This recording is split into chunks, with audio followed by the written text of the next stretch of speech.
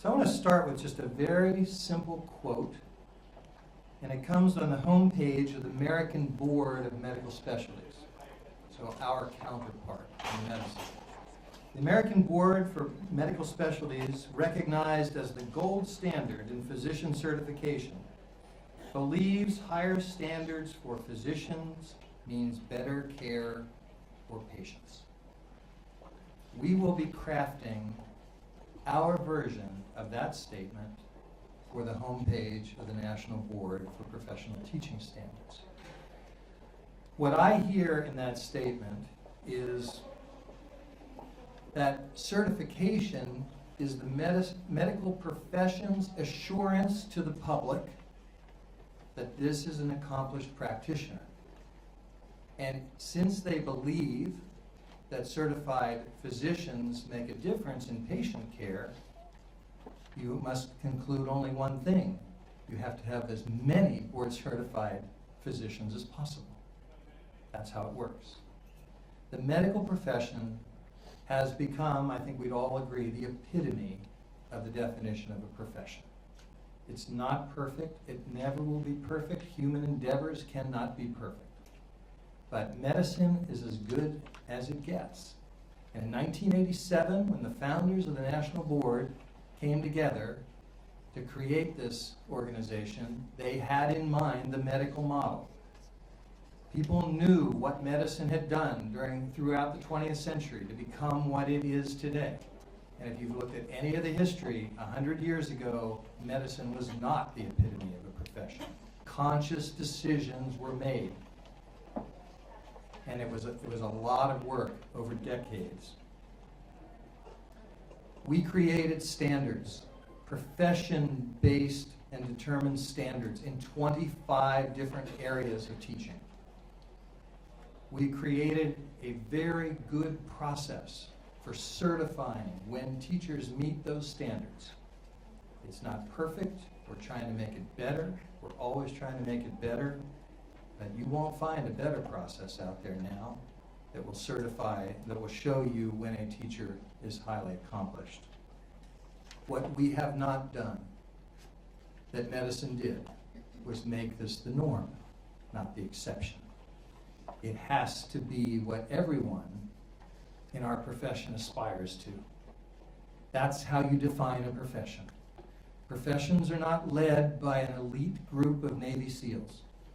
A profession means across the board you have accomplished practitioners. That's what we have to strive for. We're proud of the 106,000 board-certified teachers who are out there now. I've got 18 of the best ones right here on either side of me, and you're going to hear from them in a minute. But that's 3%.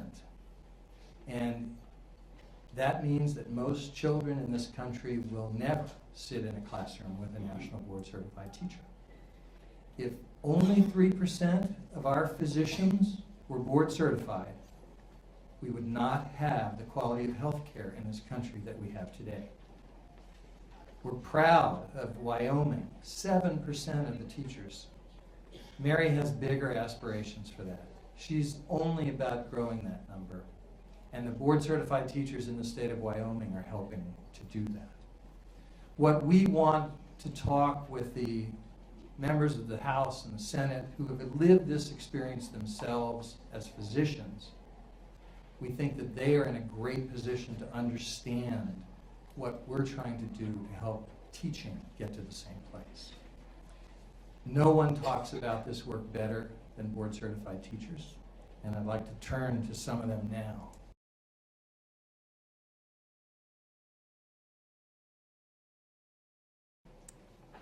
I teach in a very small rural island school, and because of that I have 4 grade levels in my classroom, pre-K, K, 1 and 2. Because of that, I have to teach individualized lessons to my students. So I have all 4 grade levels, and then within those grade levels, they all have their own special needs. National Board has helped me think about the end in mind, what I really want them to know. I think a lot of the times teachers get caught up on what the topic that they are teaching without focusing on the real the real information on what they actually need to know. So I think that with more teachers certified, it would make them reflect on the effectiveness on what they are teaching, and the student learning would increase. Writing is a subject that I teach to all of the grade levels in one classroom. And just last week, I was teaching a lesson on opinion writing. And although they have multiple grade levels with individual needs in each group, I normally focus on one end goal that I want to make sure that all of the students reach. And for this, it was that they successfully compose an opinion piece, focused on their standards for their grade level.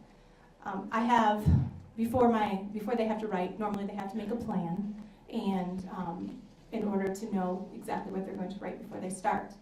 But I have one second grade student, Micah, who, if he is going to write and he sits down with his plan, he'll spend a half hour thinking or writing his entire plan in bubble letters. So in this circumstance, I'd have to throw out what in my mind was my lesson plan and think, okay, what is the true, what do I want him to get out of this? And in this case, it would be that he is going to compose this writing piece. So I say to him, take out the plan, take a few minutes and just start writing. Now, before National Board, I probably would not have done that, because I would have thought, this is my lesson plan, this is what they need to do, this is what they need to follow. And in doing so, Micah was successfully able to complete his piece within the time allotted, which is a huge feat.